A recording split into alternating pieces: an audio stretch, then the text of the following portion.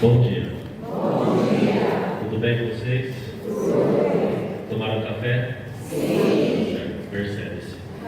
Então, para quem não me conhece, eu sou o Diácono André. Eu tenho uso de ordem na paróquia São Felipe Apóstolo, lá em Mauá, lá longe, por isso que eu tenho esse sotaque diferente, né?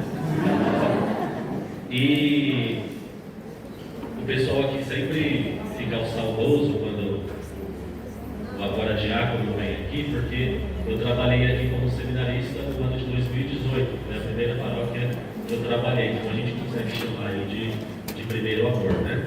Até a minha primeira paróquia como padre já, mas isso fica para depois.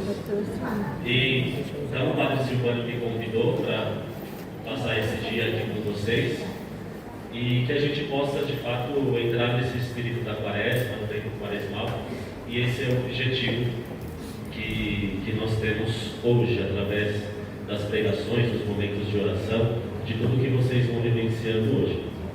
E antes de começar propriamente as pregações, a gente faz alguns combinados, tá certo? Então, em primeiro lugar, o diácono André, esse que vos fala, ele vai fazer as pregações sentado, porque eu aprendi desde pequenininho que quando a gente vai falar coisa séria, com os filhos, com alguém importante, assim, a gente conversa sentado, né? Então, sempre antes da surra, lá em casa, a gente sentava para conversar, mas acho que hoje não vai ter surra não, tá certo? A não ser aqueles puxõezinhos de orelha que o próprio Jesus nos dá através da sua palavra. Então, por isso que a gente faz sentado. Então não precisa ficar olhando para o diácono, quem está lá no fundo. Não estou conseguindo ver ele. Basta escutar a minha voz, né? Está todo mundo ouvindo bem, né? Sim. Maravilha. Então, esse é o primeiro combinado. O diácono sempre vai ficar sentado, não só porque ele está cansado, né? Cansado uma hora dessa é difícil, né? Mas por conta de ser mais amigável, mais íntimo, aquilo que nós vamos conversar durante todo o dia de hoje. Um segundo combinado que eu gostaria de fazer com vocês, e eu costumo falar isso em todo retiro que eu prego. Geralmente quando a gente participa de um retiro, e o próprio nome já diz, nós estamos nos retirando das coisas que nos trazem preocupação, que nos deixam, de certa forma, aflitos e angustiados no nosso dia a dia, para que a gente possa viver este momento de maneira intensa. E não é um momento com o irmão que está do seu lado, não é um momento com o diácono que está falando com vocês, não é um momento com os músicos que estão conduzindo a oração, mas é um momento propriamente com Deus. Então, que nós possamos silenciar o nosso coração, o nosso pensamento e deixar com que Deus fale durante este dia. Então, nada nunca vai importar aquilo que eu falar, aquilo que o pessoal vai cantar, mas aquilo que o próprio Deus vai inspirar no coração de vocês. Então nós teremos algumas indicações aqui de oração, de leituras, mas vocês ficam sempre livres para rezarem e pensarem aquilo que Deus inspirar no coração de vocês. Nós não queremos amarrar vocês numa camisa de força. Todo retiro a gente deve entrar com esse espírito. É Deus quem vai falar comigo. E isso ele vai se utilizar de alguns instrumentos e de algumas noções que a gente precisa estar atento para poder captar. Da mesma forma que a gente precisa estar atento sobre aquilo que Deus vai falar ao nosso coração, a gente também precisa estar atento sobre o que Santo Inácio, né, o pessoal que tem aqui a capela Santo Inácio, chama de o inimigo da natureza humana, né, que ele vem para atrapalhar quando a gente busca esse contato, esse encontro com o Senhor. Então a gente vai caminhando entre luzes e trevas e a gente vai escutando a palavra do Senhor, que deve ecoar mais forte no nosso coração. Certo? Maravilha? Certo. Então, a nossa programação, ela está preparada em 3 pregações durante o dia, até o final do dia. E aí, como nós vamos falar sobre o tempo quaresmal, o padre me deu uma indicação, mas aí eu quis seguir por outro caminho e acho que vai ser bom para todos. Então, durante o tempo quaresmal, durante os domingos do tempo da quaresma, a gente vai percorrendo um caminho conforme os evangelhos que vão aparecendo durante os domingos do tempo da Quaresma. E aí, cada pregação, nós vamos falar aí sobre 2 domingos. A Quaresma, ela tem 6 domingos. Nós não temos 5. Não, o 6º é o domingo de Ramos. Mas a Quaresma, ela se compõe por esses 6 domingos. E cada pregação nós vamos falar de 2.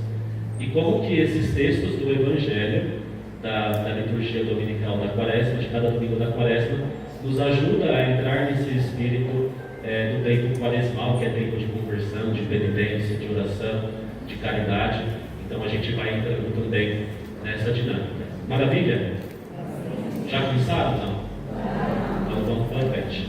Então, em primeiro lugar, nós já estamos vivendo o tempo quaresmal. Nós começamos ali na quarta-feira de cinzas, e o grande mote ali do Evangelho, Jesus ele falava sobre as práticas quaresmais, que são os 3 pilares do tempo quaresmal, que são esses que vocês estão vendo aqui, que é a oração, a penitência ou o jejum e a caridade ou a esmola.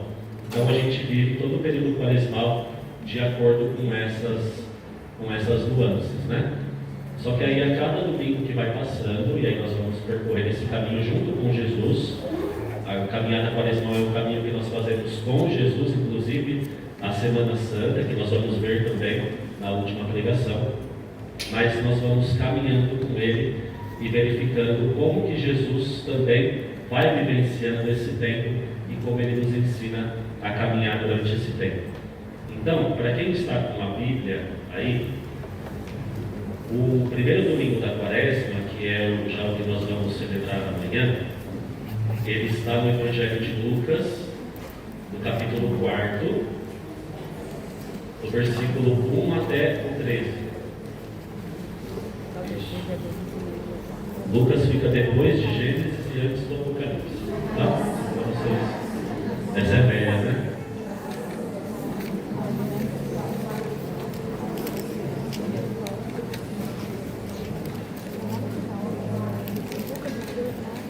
Muito bem. Lucas 4, do 1 até o 13. Isso. Outra coisa também que eu esqueci de contar para vocês, de combinar com vocês. Para quem é os inacianos de plantão aí, que gostam de Santo Inácio, sabe que tudo que a gente reza é bom que a gente escreva também.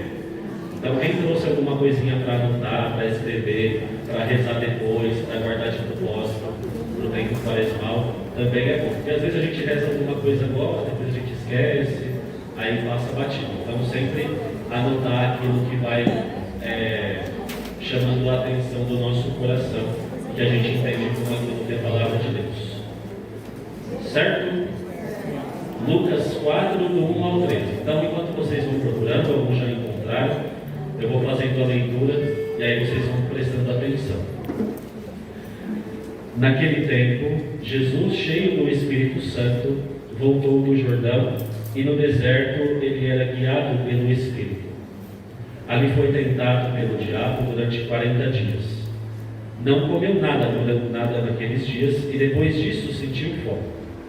O diabo disse então a Jesus: se és filho de Deus, manda que esta pedra se mude em pão. Jesus respondeu: a Escritura diz: não só de pão vive o homem. O diabo levou Jesus para o alto, mostrou-lhe por um instante todos os reinos do mundo e lhe disse: eu te darei todo este poder e toda a sua glória, porque tudo isso foi entregue a mim, e posso dá-lo a quem eu quiser. Portanto, se te prostrares diante de mim em adoração, tudo isso será teu. Jesus respondeu: a Escritura diz: adorarás o Senhor teu Deus, e só a Ele servirás. Depois o diabo levou Jesus a Jerusalém, colocou-o sobre a parte mais alta do templo e lhe disse: se és filho de Deus, atira-te daqui abaixo, porque a Escritura diz: Deus ordenará a seus anjos a teu respeito, que te guardem com cuidado. E mais ainda, eles te levarão nas mãos para que não tropeces em alguma pedra. Jesus, porém, respondeu: a Escritura diz: não tentarás o Senhor teu Deus. Terminada toda a tentação, o diabo afastou-se de Jesus para retornar no tempo oportuno. Palavra da salvação. Glória a vós, Senhor. Muito bem. Sempre o primeiro domingo da Quaresma, ele traz esse evangelho. E aí não propriamente esse, mas a narrativa da tentação de Jesus no deserto. Ou seja, este ano nós rezamos no Evangelho de Lucas, mas também aparecem no Evangelho de Mateus e no Evangelho de Marcos. Então, cada ano a gente vai vendo um relato diferente, mas que contém o mesmo conteúdo. E aí, quando a gente analisa essa palavra, parte por parte, é interessante nós percebermos como que ela vai se desenrolando. Então, em primeiro lugar, Jesus ele é levado e também guiado ao deserto pelo Espírito Santo. Então, a primeira coisa que nós retiramos daqui sobre esse tempo quaresmal, todas essas práticas quaresmais que nós devemos realizar, é muito bom que nós possamos realizar, nós não podemos fazer, aliás, nós não devemos fazer pelas nossas próprias forças. O Espírito Santo, o Espírito do Senhor sempre deve estar à frente para que nós tenhamos a força necessária para que a gente possa seguir esse caminho. Eu vou perguntar para vocês, a Quaresma é um tempo fácil de se seguir à risca? Isso, se alguém falar que está fácil, eu jogo meu celular agora na cabeça. Isso, porque você está vivendo uma Quaresma muito artificial, muito rápido. Então não é fácil viver esse tempo. Se não é fácil, então a gente tem que confiar numa coisa que nos move, numa coisa que nos leva para frente, numa coisa que nos dá força. E essa força é justamente a força de Deus, a força do Espírito Santo, que deve nos conduzir por esse grande deserto que é o tempo quaresmal. E digo mais, não somente o tempo quaresmal é esse deserto que nós estamos passando, mas a nossa vida inteira é esse grande deserto, onde nós nos encontramos e buscamos a presença do Senhor, onde nós encontramos também aquilo que Jesus vai evidenciar, que nós vemos no Evangelho, que é justamente as tentações. Então, não somente a Quaresma, mas a nossa caminhada de vida cristã, é um grande deserto que nós vamos atravessando com as dores, com os sofrimentos, com as alegrias também, as consolações, e tudo isso nos é proporcionado e guiado, pelo menos deveria ser, por essa presença do Espírito Santo, que deve estar sempre dentro dos nossos corações. E aí Jesus, o Evangelho fala que ele foi tentado pelo diabo no deserto durante 40 dias. Então, mais um simbolismo que nos coloca nesse tempo quaresmal, que é composto também de 40 dias. Então, esse não é o único simbolismo do 40 que aparece na Escritura, que verifica o tempo da Quaresma, mas também os 40 anos que Moisés passou no deserto com o povo até a terra prometida, e muitos outros sinais, mas aqui Jesus ele passa esse tempo todo no deserto e é o tempo inteiro sendo tentado.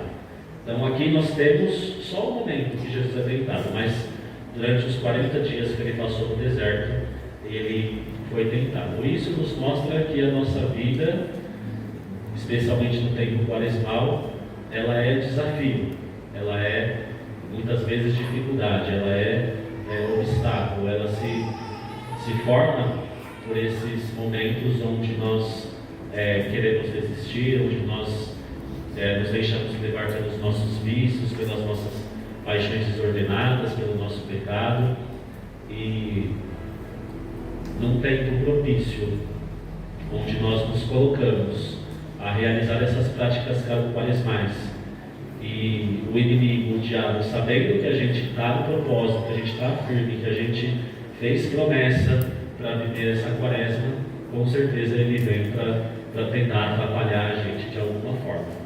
Desde aquelas penitências que a gente faz, que são mais externas, que é, eu não vou comer chocolate, eu vou deixar de tomar refrigerante, até aquelas onde nós nos propomos a abandonar certos pecados que a gente traz como de estimação no bolso, né?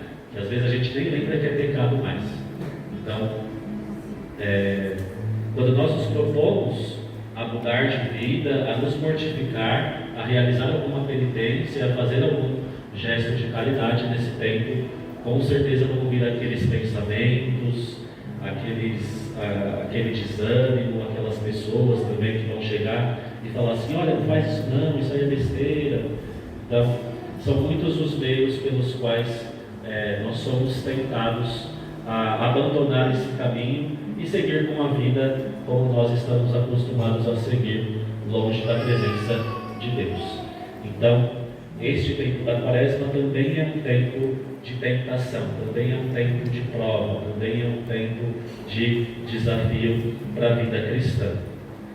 E aí Jesus, nesse momento específico que nos é narrado, o evangelista diz que ele não havia comido durante esse tempo todo, e aí ele sentiu fome.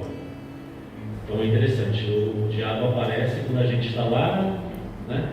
Jesus estava ali de boa, a barriga dele começou a roncar, apareceu o encardido lá para tentar Jesus, porque muitas vezes é no momento da nossa fraqueza que muitas vozes aparecem na nossa caminhada.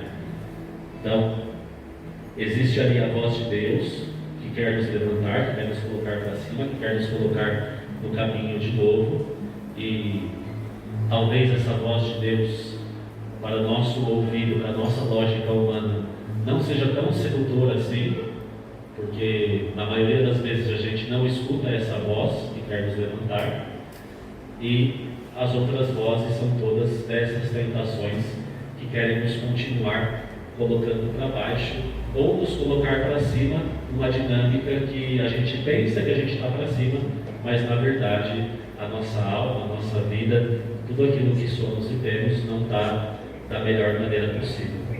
Então, sempre no momento da fraqueza, sempre no momento onde nós estamos em dificuldade, é preciso que nós, como Jesus, como nós vamos ver, como Jesus lidou com as tentações, que nós possamos nos manter firmes e sempre lembrarmos daquilo que o Senhor diz aos nossos corações.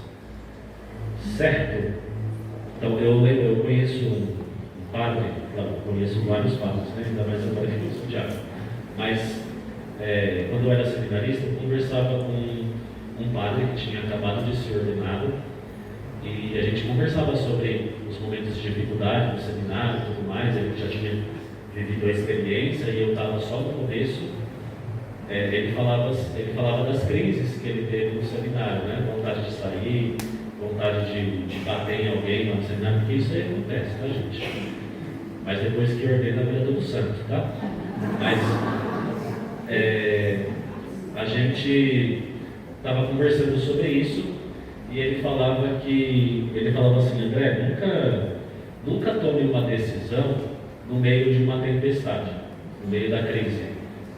Espera a tempestade passar, espera a poeira baixar, e aí você toma uma decisão que é decisão de vida, que é decisão que vai para a vida inteira. Então, nesses momentos de fraqueza, a gente se agarra firme na oração, no discernimento, nessa presença do Espírito Santo que nos guia, e aí depois que abaixa, depois que a tentação passa, depois que a gente manda o diabo para lá, para catar coquinho, né? Aí a gente toma a decisão e continua seguindo com os propósitos da nossa vida. Então, Jesus ele também passa por isso. E aí o diabo ele faz 3 tentações para Jesus, relacionadas a alguma coisa, e Jesus, na mesma medida, ele dá 3 respostas que nos ajudam também a vencer as nossas tentações. Então Jesus, ele se deixa ser tentado para que nós possamos aprender dele como que nós passamos também por essas tentações. Então a primeira tentação de Jesus é transformar pedra em pão. Então o diabo vai naquilo que Jesus estava vivendo no momento. Jesus sentiu fome. Então, usa o seu poder aí para facilitar as coisas, né? Transforma essa pedra aqui em pão, mostra o seu poder. E aí a resposta de Jesus é basicamente que não só de pão vive o homem. Então, independente, a tentação sempre nos vai colocar numa saída onde nós vamos ter de maneira imediata aquilo que nós queremos. E nós, na nossa natureza humana, nós temos muitos desejos. E aí a nossa natureza nos pede que esses desejos sejam saciados de maneira imediata. Quanto mais rápido possível, melhor.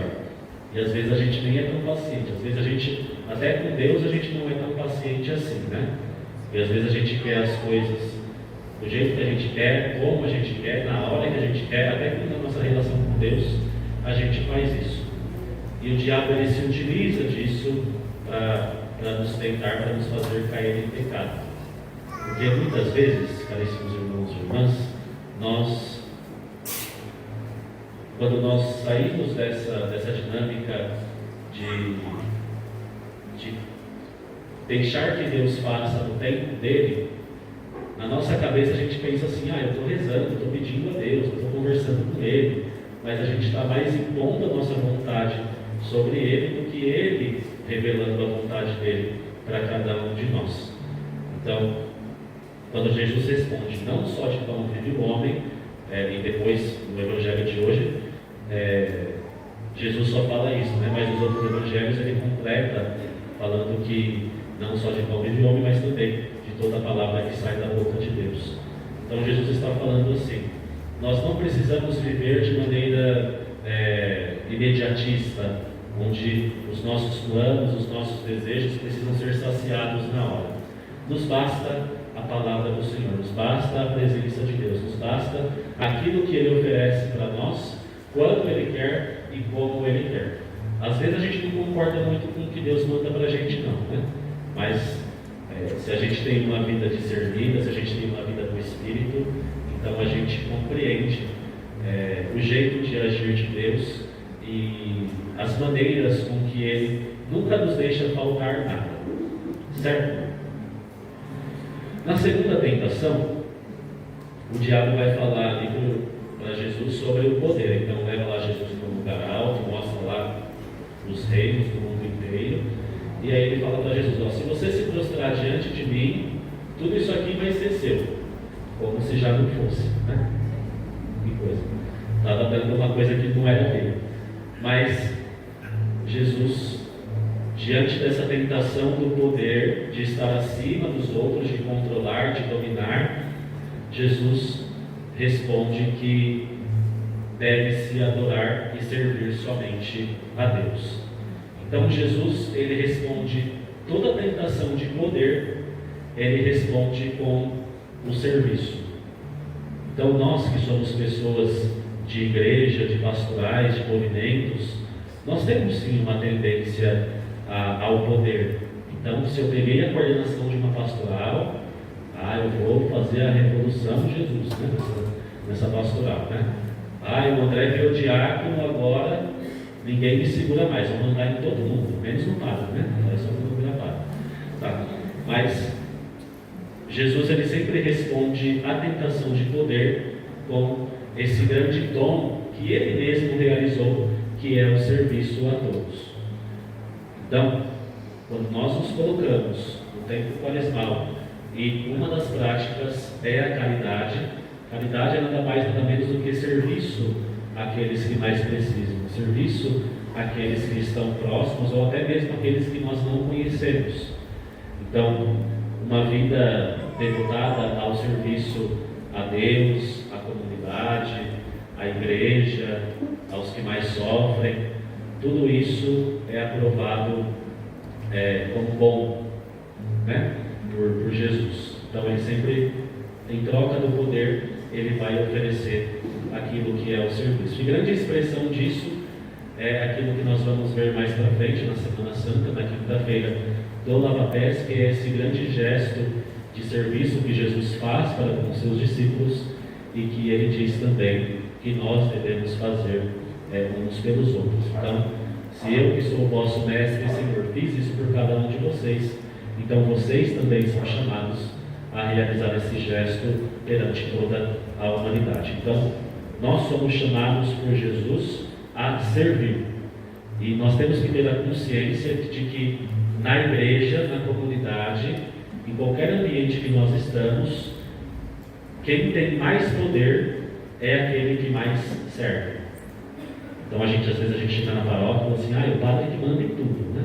Mas a gente não vê o que o padre faz, quanto que o padre se desdobra para, por exemplo, organizar um momento desses, para atender as confissões, para ir visitar os doentes. Então, quem tem mais poder é aquele que deve mais servir.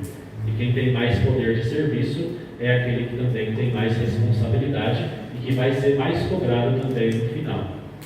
Então, uma vez um padre me deixou constrangido, porque ele perguntou para mim quantas pessoas eu já tinha trazido para a comunidade. Pessoas que não participavam, e aí eu não conseguia nem contar, assim, não precisava nem os dedos assim, para contar, né? De tanta pouca gente que tinha. Então a gente começa a pensar no nosso testemunho, no nosso apostolado, na nossa missão, porque muitas vezes a gente segue o cristianismo individual. A gente não quer trazer outras pessoas, a gente não tem esse espírito missionário, e a gente vive esse espírito missionário através do testemunho de servos e servas que nós temos no nosso dia a dia. Então o Papa Bento XVI vai fazer que a igreja ela cresce e se expande, não por proselitismo, ou seja, por propaganda. Não adianta ficar falando, Jesus é bom, Jesus é maravilhoso, vem na minha paróquia porque o Padre Silvânio é espetacular. Não adianta. As pessoas se prendem pelo nosso testemunho, pela experiência que nós vivemos no encontro com Jesus, para que essas pessoas também possam fazer esse encontro com o Senhor. E aí todas as experiências que nós vivemos, nós vamos transmitindo para que as outras pessoas também possam fazer a experiência, e nós vamos caminhando nesse ciclo onde nós vamos evangelizando, as pessoas são evangelizadas, e aí a mensagem de Deus, a mensagem do Evangelho, a mensagem do Reino vai sendo propagada, e nós somos frutos disso. Em algum momento da nossa vida alguém falou para a gente sobre Jesus, sobre a salvação que Ele oferece a cada um de nós, sobre uma proposta de vida de santidade que Ele também nos oferece, e aí a gente se sentiu seduzido por isso, e estamos aí até hoje caminhando e batalhando para que não se perca essa semente que foi plantada no nosso coração. Certo? Terceira tentação é o atentado contra si mesmo. Então, o diabo leva Jesus para um lugar lá, para um precipício, e aí fala assim, se atira daqui de cima, porque aí vão vir os anjos te salvar, não sei o que e tudo mais. E Jesus responde que não se deve tentar o Senhor Deus. Então, é aquilo que nós já falávamos antes. Muitas vezes nós impomos a Deus aquilo que Ele deve fazer, e nós confiamos em Deus de uma maneira que não é muito legal.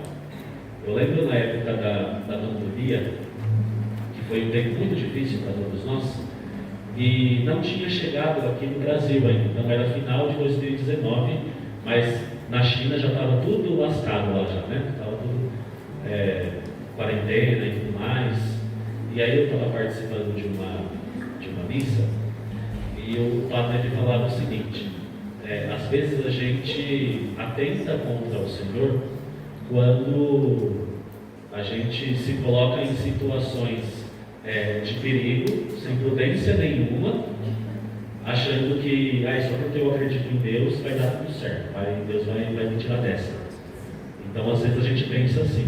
E aí ele falava o seguinte: estava acontecendo a pandemia lá na China. E aí ele falou assim: não, eu sou cristão, eu sou católico, eu acredito em Deus e tudo mais, então eu vou lá para a China, vou ter contato com todo mundo, e eu não vou pegar a Covid porque Deus está comigo, Ele vai me salvar. E aí a gente vai nessa viagem aí achando que Deus ele deve alguma coisa para a gente. Às vezes a gente trata a nossa fé como se fosse um título de capitalização. Sabe o que é um título de capitalização? Você vai colocando lá o seu dinheirinho lá por mês, né? E depois, num certo momento, né, você vai resgatar com juros, né? Então, eu acho que é mais ou menos isso. Mas, às vezes a gente faz isso com Deus. Então, sei lá, alguma pessoa na nossa família, na nossa casa, ficou doente, e aí a gente fala assim, poxa, mas eu vou na igreja, eu rezo o terço, não sei o que, eu pago o dízimo, e como que aconteceu uma coisa dessa comigo? Então não devia acontecer, e aí a gente briga com Deus, porque Ele não devia ter permitido que tal coisa acontecesse, só porque eu rezo, porque eu vou na missa, porque eu rezo o terço, e tudo mais. Então isso, nós temos quando nós fazemos, é um atentado a Deus, é um atentado ao Senhor. E quando nós nos colocamos naquilo que Santo Inácio chama de santa indiferença, ou seja, nós vamos vivendo a nossa vida, acontecendo coisa boa, acontecendo coisa ruim, conforme o Senhor quer, aceitando aquilo que é vontade de Deus. Então, poxa, fiquei doente, continuo acreditando no Senhor. Alguma coisa Ele quer me dizer com isso. Poxa, fiquei rico, ganhei na Mega Sena. Poxa, maravilha, vou agradecer a Deus também, porque me deu essa oportunidade. Então, nas coisas boas, nas coisas ruins, viver a santa indiferença, ou seja, Deus vai continuar conduzindo tudo, certo? Então, na terceira tentação, é interessante que nós, durante esse tempo quaresmal, deixemos que Deus nos comunique a sua vontade, aquilo que Ele quer de cada um de nós, aquilo que Ele precisa que nós possamos viver, para que nós possamos nos converter, mudar de vida, ter uma caminhada nova. E aí diante, depois de tudo isso que se viveu, o diabo vendo ali que não tinha jeito com Jesus, ele se retira, e o Evangelho fala que ele se retira para voltar em um tempo oportuno. Então, mesmo quando nós vencemos as tentações, mesmo quando nós superamos com a força de Deus, com a força da palavra, como Jesus fez, nós nunca vencemos assim. A gente vence a batalha, mas a gente não vence a guerra, né? Ele vai continuar voltando, ele vai continuar insistindo, ele vai continuar tentar entrar nas nossas vidas por algum meio onde dessa vez ele não conseguiu entrar. Então é muito interessante. No ano passado eu fui para Itaici, lá em Indaiatuba, fazer o meu retiro de ordenação. E o retiro foi em silêncio, 8 dias lá em silêncio. E aí o padre que estava pregando para a gente, ele falava sobre essa questão das tentações que Santo Inácio ensina, né? Então, o diabo, ele é muito esperto. Então, ele vai tentando vencer a gente por onde a gente é mais fraco. Isso aí, até a gente faz isso no nosso dia a dia, né? Com os nossos filhos, né? Na relação de trabalho também, muitas vezes. Se a gente fica sabendo a fraqueza de uma pessoa, aí eu vou guardar isso aqui para usar quando eu quiser derrubar ela. E o diabo, ele faz isso também. Então, quando nós vencemos uma tentação, o diabo pensa assim, eu fiquei por essa vida, consegui, agora eu vou tentar por outra. E aí ele vai tentando, e a gente vai combatendo, e às vezes não tem jeito, a gente vai cair mesmo, mas a gente tem a graça de Deus, a gente tem o sacramento da reconciliação também, para nos glorificar, para nos colocar novamente na graça de Deus. E nós vamos caminhando a nossa vida como esse grande... É um tempo de graça, que nós experimentamos a graça de Deus, mas é também um tempo de luta, um tempo de batalha, um tempo de combate, porque o diabo nunca vai ficar satisfeito com aqueles que estão próximos de Deus. Ele sempre vai tentar puxar para ele. Certo? Muito bem. Esse foi o primeiro domingo do tempo da Quaresma. Pronto. Agora nós vamos passar para o segundo domingo. E aí quem quiser deixar marcado, não precisa procurar na Bíblia, senão a gente perde tempo. Mas no segundo domingo da Quaresma nós rezamos o Evangelho de Lucas, capítulo 9, versículo 28b, ou seja, a segunda parte do versículo, o versículo 28b até o 36.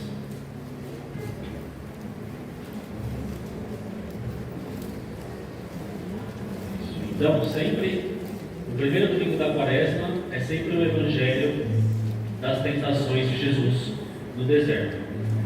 O segundo domingo da Quaresma é sempre o Evangelho da transfiguração do Senhor. Então, nós vemos uma imagem que às vezes não parece combinar com o tempo da Quaresma, mas quando nós analisamos e meditamos essa palavra, nós entendemos o porquê que nós colocamos ela durante o tempo quaresmal. Então vamos à leitura. Naquele tempo, Jesus levou consigo Pedro, João e Tiago e subiu a montanha para rezar. Enquanto rezava, seu rosto mudou de aparência e sua roupa ficou muito branca e brilhante. Eis que dois homens estavam conversando com Jesus. Eram Moisés e Elias.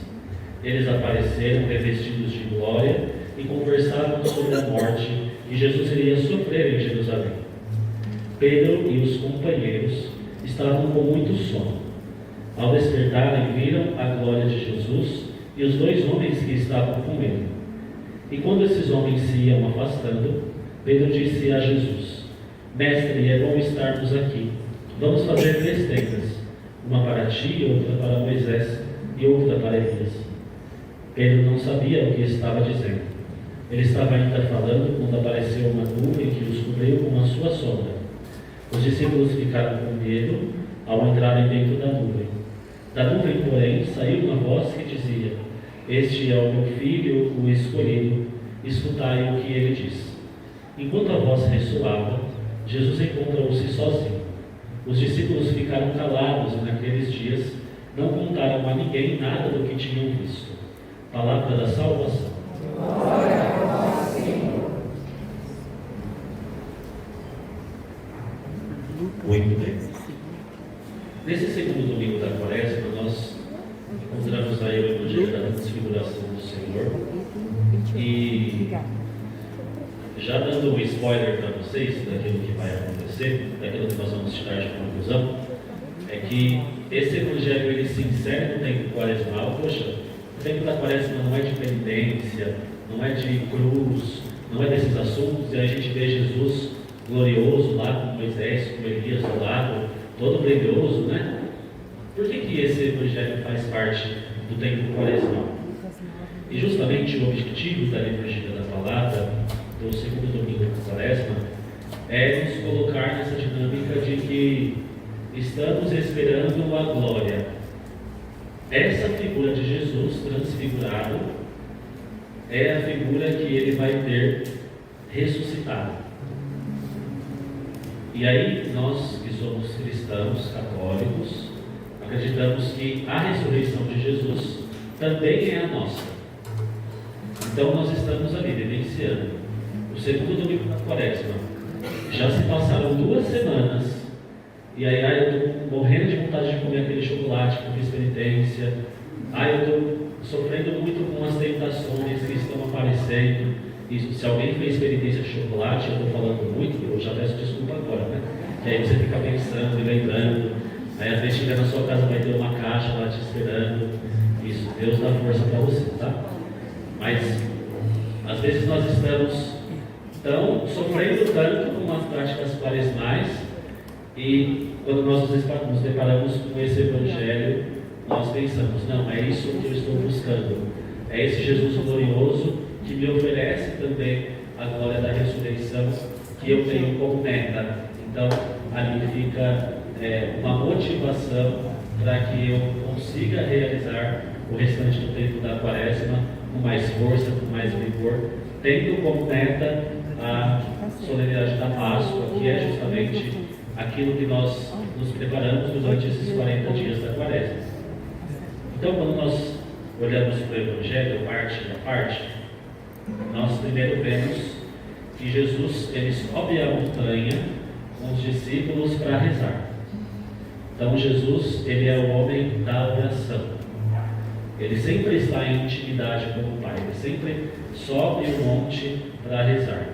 E justamente toda vez que a gente vê na Sagrada Escritura a figura do monte, da montanha, né? Lá em Mauá tem bastante morro também, mas inclusive a paróquia que eu estou é bem em cima do morro.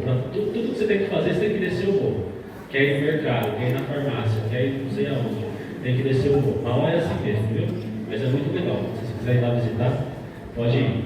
Mas na Sagrada Escritura, a montanha é o lugar da oração, é o lugar do encontro com Deus. Então nós vemos não somente Jesus fazendo essa experiência de subir o monte, né, para rezar, mas também nós vemos, por exemplo, a figura de Moisés, que sobe o monte, a figura de Elias, que sobe o monte para rezar. Então o monte é sempre esse encontro com Deus. E Jesus ele não vai sozinho, pelo menos nesse evangelho. Muitas vezes ele vai sozinho, porque os discípulos estão ali dormindo, né? Mas ele leva também os discípulos para rezar com ele. Jesus quer mostrar alguma coisa para eles, quer colocar eles nessa experiência também de encontro com Deus. E aí, enquanto Jesus estava rezando, a gente percebe que ele muda a sua aparência. Então, as suas vestes ficam brancas, ele brilha como o sol. Outros evangelhos que narram a mesma passagem trazem de maneira mais detalhada como que Jesus fica, né? E aí, Jesus ele muda essa aparência. Enquanto ele muda a aparência e os discípulos estão ali espantados com isso, aparecem junto com Jesus conversando Moisés e Elias. Então Moisés representando ali os patriarcas e Elias representando ali os profetas. Então, entre os patriarcas e os profetas está um resumo daquilo que é o Antigo Testamento. Então, todo o Antigo Testamento se resume nos patriarcas e nos profetas, naquilo que eles fizeram, naquilo que eles ensinaram. Isso mostra que quando essas duas figuras estão conversando com Jesus e o Evangelho fala sobre o que eles estavam conversando sobre a morte que Jesus ia sofrer em Jerusalém, isso mostra que todo o Antigo Testamento ele está de acordo com aquilo que Jesus vai realizar. Jesus é a plenitude da revelação divina. Jesus é aquele que vem para nos mostrar e nos revelar essa face amorosa e misericordiosa do Pai. Depois de Jesus, nada mais nos foi revelado, mas nós vamos interpretando aquilo que Jesus falou conforme os séculos vão avançando. E aí, o Antigo Testamento, ele corrobora, ele afirma aquilo que Jesus vai realizar, que é a sua morte, que é a sua entrega na cruz, mas também a sua ressurreição. E Jesus também vem para dar sentido àquilo que aparece no Antigo Testamento. Por exemplo, às vezes a gente utiliza o termo tipológico, né? A tipologia do Antigo Testamento. Então, por exemplo, quando o povo que estava lá em caminho à Terra Prometida começou a ser atacado por serpentes, e aí Moisés pede a Deus que mande um sinal, e Deus manda que ele faça um sinal e coloque lá uma serpente de bronze sobre uma haste que fosse levantada, e toda pessoa que fosse picada por uma serpente, ao olhar para aquela serpente que foi levantada, seria curada. Então isso é uma tipologia, é uma prefiguração da cruz de Jesus. Então, quando Jesus é levantado na cruz, quando Jesus é levantado da terra, então ele atrai para si todo ser humano e oferece salvação para todo aquele que olha e contempla a salvação que Deus oferece. Muito interessante. Eu estava no Mato Grosso no mês passado, fui lá em 2 semanas em missão, junto com os seminaristas. E eu conheci um padre lá, o padre Melquisedeque, que inclusive a irmã dele é da paróquia onde eu estou trabalhando atualmente, e ele falava sobre a história da vida dele, e ele falava sobre a morte do pai dele. Então, ele comentou que que a irmã dele também, que é muito piedosa, também tinha recebido ali uma revelação de que a família deveria se preparar, porque o pai deles ia partir e tudo mais. E aí, passado todo esse tempo, o pai deles de fato faleceu, e falaram que quando o pai dele faleceu, ele estava contemplando a cruz, ele estava olhando para a cruz. E aí o padre falou assim: eu descobri isso depois, eu não sabia que existia isso, né? Mas todas as pessoas que morrem, né, que falecem, contemplando a cruz de Cristo, recebem a indulgência plenária, né? Ou seja, o perdão das penas temporais que nós vamos acumulando aqui com os nossos pecados. Então, todo aquele que olha para a cruz, tudo isso para dizer, todo aquele que olha para a cruz, que contempla a cruz, também está olhando ali para a salvação que Jesus oferece a cada um de nós. E que depois da cruz vem esse momento da glorificação, da salvação, da transfiguração que Jesus está mostrando aqui no Evangelho neste segundo domingo da Quaresma. E aí, o Evangelho ele traz que os discípulos eles estavam com sono. Então, eles não prestaram muita atenção naquilo que estava acontecendo. É por isso que quando nós vemos, durante muitas leituras do Evangelho, especialmente durante a semana no tempo da Quaresma, Jesus ele vai anunciando que tipo de Messias ele é. Inclusive, essa passagem da transfiguração, se a gente pega alguns trechos antes do Evangelho de Lucas, Jesus ele faz ali o seu primeiro anúncio da sua paixão. Então Jesus ele fala: olha, eu vou para Jerusalém, eu vou ser entregue aos mestres da lei, eu vou ser condenado, eu vou sofrer, eu vou ser crucificado, eu vou morrer, mas no terceiro dia eu vou ressuscitar. E aí a gente conhece aquela passagem onde Pedro ele repreende Jesus, né? Jesus, que isso não te aconteça. E aí Jesus fala: ó, afasta-te de mim, Satanás, porque tu não pensas com a cabeça de Deus, mas tu pensas com uma lógica simplesmente humana. Então, Jesus ele quis levar os discípulos para fazer essa experiência, para que eles pudessem aumentar a sua fé de que, poxa, eu vou passar pela paixão, eu vou passar pela morte, eu vou passar pelo sofrimento, mas depois vem a ressurreição, depois vem a glorificação. E parece que sempre os discípulos vão se esquecendo disso. E parece que também a gente também vai se esquecendo disso durante os nossos dias. Então a gente foca muito naquilo que a gente está vivendo no momento. A gente nunca olha para aquilo que está à frente, porque depois da tempestade vem a calmaria. Então Jesus quis fazer essa experiência com os discípulos, mas o Evangelho diz que eles estavam ali com sono, né? Então não prestaram muita atenção naquilo que estava acontecendo. Só que quando eles veem essa glória de Jesus, aquilo que ele realizou, esse grande sinal, aí Pedro vai, se aproxima de Jesus e fala: Senhor, é bom estarmos aqui.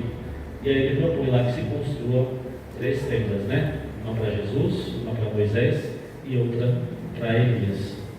E aí tudo isso, diante desses momentos de glória, de um sentimento muito bom que a gente tem, os momentos de oração e tudo mais, a gente fica tão preso nesses momentos que a gente não quer sair mais. E a gente acha que toda a experiência de Deus, toda a experiência cristã é simplesmente isso. Então, nossa, eu fui na igreja, eu me senti muito bem, nossa, aquele louvor, aquela pregação, aquilo que Deus tocou no meu coração. Mas a gente precisa ter consciência, caríssimos irmãos e irmãs, de que nem sempre a gente vai sentir isso. Às vezes a gente vem na igreja, a gente fica angustiado, porque alguma palavra tocou e não pegou legal, e aí a gente fica falando: acho que isso aí não é para mim, não, para quem está sentado do meu lado. Que coisa, né? Então, muitas vezes, Deus vai nos tocando de maneiras que nós precisamos revisar a nossa vida e renunciar a muitas coisas. E renúncia dói. Renúncia não é tão legal assim, não. Mas aquilo que vem depois é muito bom. Mas a gente deve seguir o nosso caminho. Os discípulos que estavam ali, a intenção de Pedro era pensar assim: poxa, está tão bom aqui que eu quero ficar. quero ficar aqui para sempre. Mas aí, não no evangelho de hoje, mas no evangelho que nós temos, mas no evangelho de Mateus, também no evangelho de Marcos, que narra essa passagem, Jesus fala assim, olha, não cabe a gente ficar aqui para toda a vida, a gente precisa descer, outras pessoas precisam também, eu preciso concluir a minha missão. Eu estava aqui, fui transfigurado agora, mas a cruz está lá me aguardando. Então a gente, por mais experiências boas e maravilhosas e sublimes que a gente passa com Deus, em algum momento a gente vai fazer uma experiência totalmente contrária, que também vai servir para que a gente possa crescer na nossa fé e na nossa caminhada cristã. Então, Jesus ali, nesse evangelho, ele não rejeita a ideia de Pedro, mas Pedro ele é cortado pela imagem da nuvem que cobre daquele lugar e da nuvem que sai ali aquilo que é a voz de Deus, que diz: este é o meu filho, o escolhido, escutai o que ele diz. Então, durante o tempo quaresmal, Deus sempre nos lembra: escuta Jesus, escuta a minha vontade para você. Vai ser bom, é bom aquilo que eu estou te oferecendo, é vida feliz, é salvação, é santidade. Então, Deus nunca vai nos oferecer coisas ruins, coisas que vão nos colocar numa vida de morte, numa vida de egoísmo, de inveja, de ciúme. Deus sempre nos vai trazer aquilo que é bom para nós. Tenhamos essa consciência. Então, é preciso escutar aquilo que Deus nos diz também nesse tempo quaresmal. O evangelho de ontem, o de ontem dizia que todo jejum que a gente pratica, né? Os discípulos perguntaram lá para Jesus, né? Senhor, os discípulos de João perguntaram para Jesus: poxa, os seus discípulos não estão jejuando, o que está acontecendo com eles?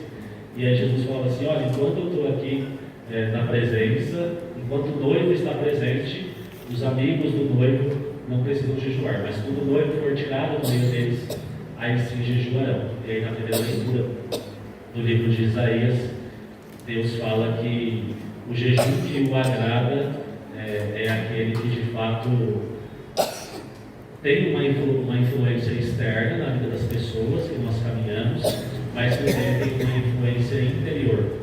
Ou seja, o deixar de, vou falar de novo, desculpa, tá?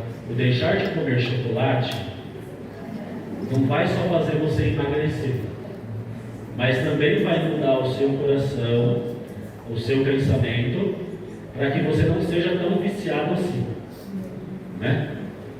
Isso toca no coração da gente, é uma maravilha, né?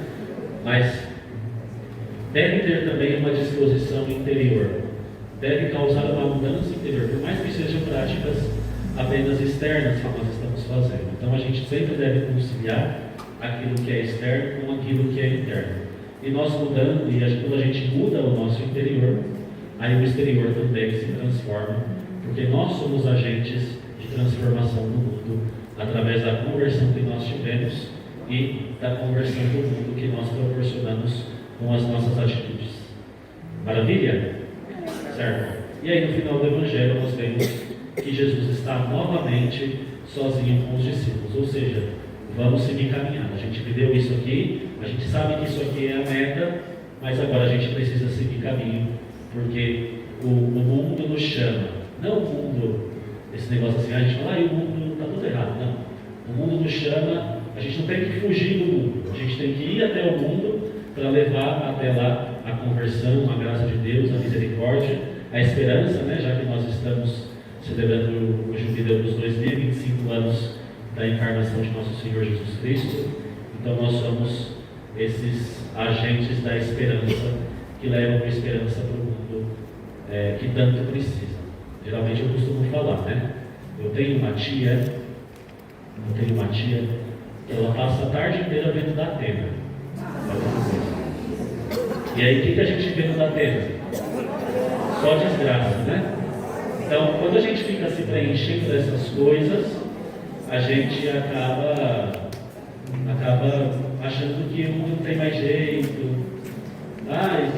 Jesus vai voltar, acho que Jesus nem vai voltar, porque o jeito que ele vai encontrar aqui, só pela misericórdia mesmo, né?